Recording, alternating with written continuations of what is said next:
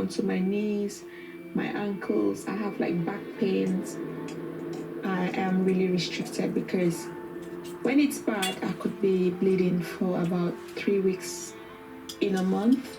You're dreading every period when it comes? Every one of them. It's the heavy bleeding at work. I've had accidents in strange places, on the tube, just everywhere. And it's so...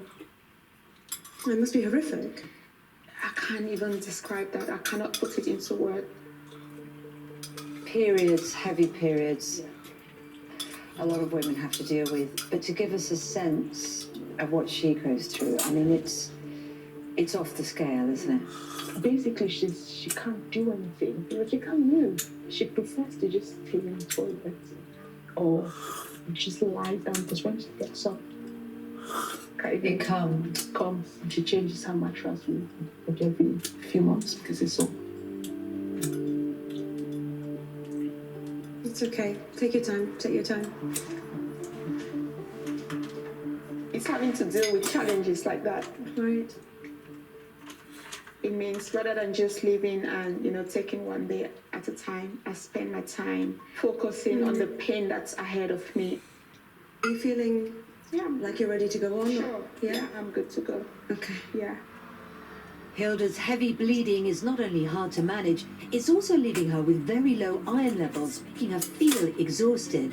This time, it's the smaller fibroid growths inside Hilda's womb that are causing the problem.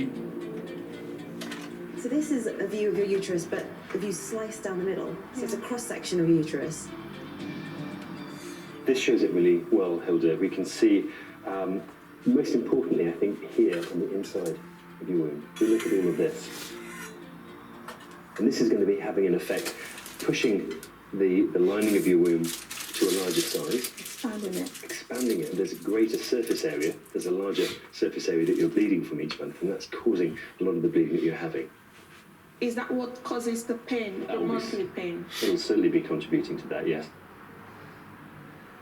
And you get a collection of blood inside the uterus that will then occasionally come out as really very heavy flooding, which is really difficult, horrible symptoms to have.